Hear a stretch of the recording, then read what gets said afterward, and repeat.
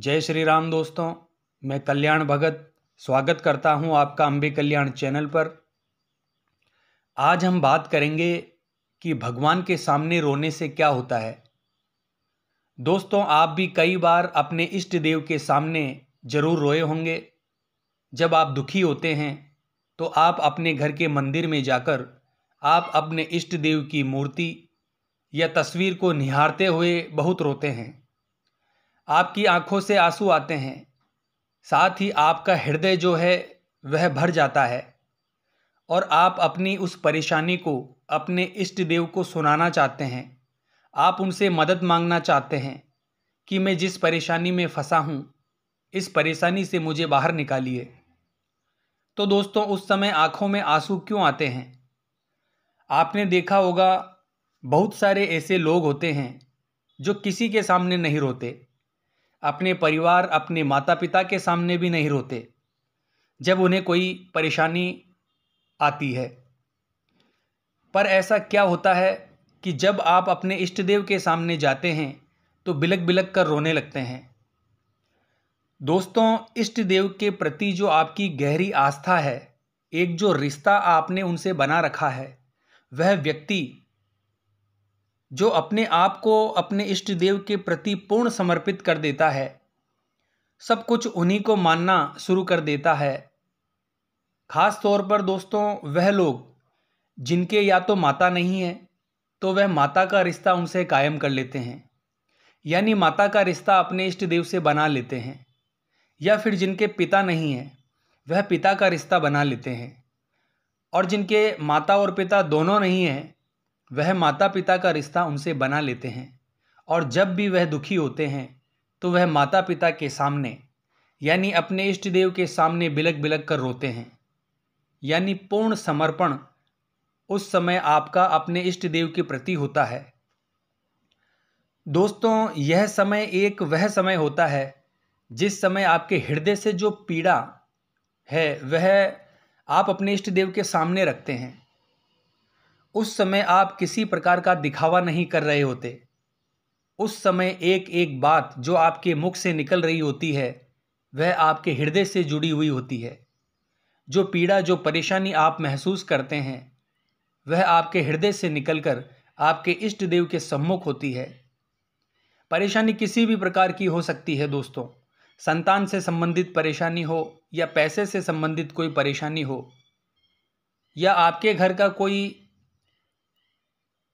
परिजन या प्रियजन स्वर्ग लोक चला गया है आपको छोड़कर, वह परेशानी हो, तो उस समय आपके हृदय से जो वाणी निकलती है वह वाणी सीधे आपके इष्ट देव तक पहुंचती है। और कहा जाता है कि जिस समय आपके आंसू आ जाते हैं पूजा करते समय, उस समय आपके इष्ट देव साक्षात वहां पर विराजमान होते हैं जहां पर आप पूजा कर रहे होते हैं, यानी उनकी पूर्ण रूपेण ऊर्जा वहां पर विद्यमान होती है। और उस समय मांगा गया कोई भी वरदान, यानी उस समय प्रकट की गई कोई भी इच्छा जरूर पूरी होती है।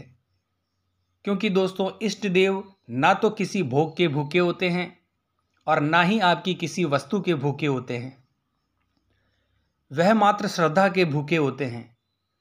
आपके हृदय से जो श्रद्धा निकलती है, जो पूर्ण समर्पण की होती है, उसमें कोई दिखावा किसी प्रकार की मिलावट नहीं होती। उस समय आपके इष्ट देव आपकी विनती सुनते हैं। यह वह समय होता है जिस समय आपकी इच्छाएं पूर्ण होती है। यह वह समय होता है जिस समय उनकी पूर्ण कृपा आपको प्राप्त होती है। दोस्तों, मैं आपको बता दूं कि जो लोग कई सालों से पूजा कर रहे हैं या महीनों से पूजा कर रहे हैं, उन्हें भी इष्ट देव की कृपा प्राप्त नहीं होती।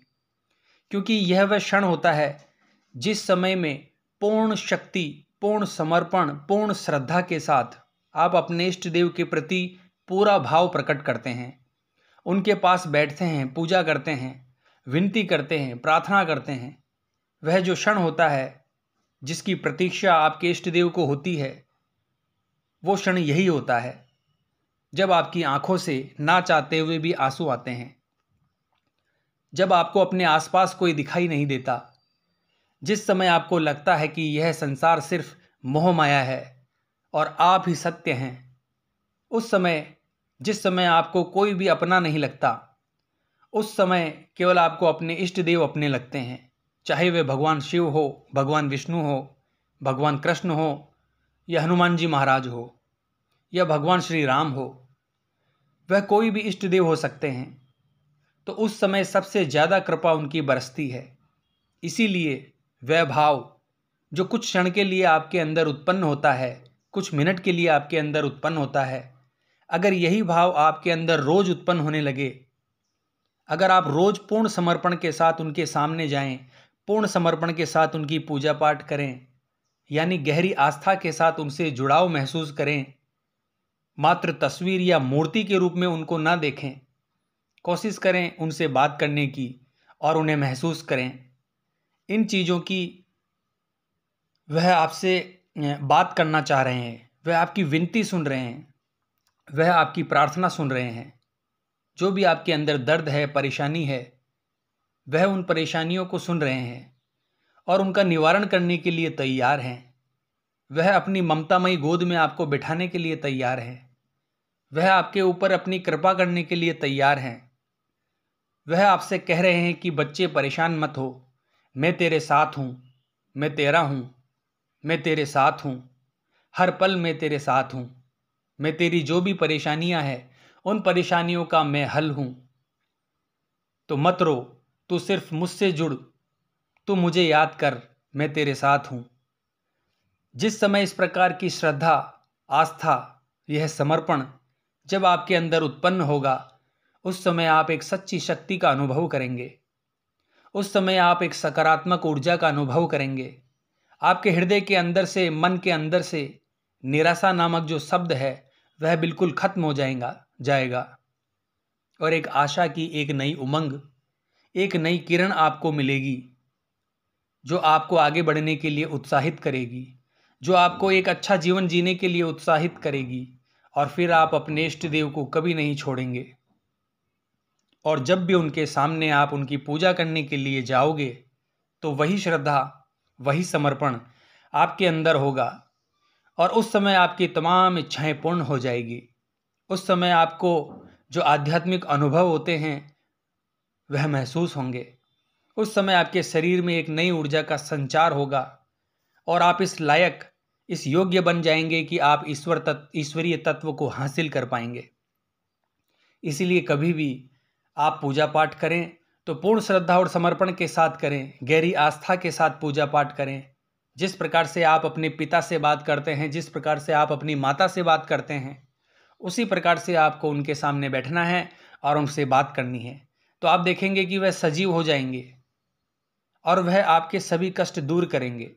तो इसीलिए पूर्ण श्रद्धा और विश्वास के साथ अपने इष्ट देव की पूजा पाठ कीजिए। मुझे आशा है यह जानकारी आपको पसंद आई होगी। अगर आप पहली बार हमारे चैनल पर हैं तो हमारे चैनल को लाइक और सब्सक्राइब जरूर करें। जय मां अम्बे, जय श्री कल्याण।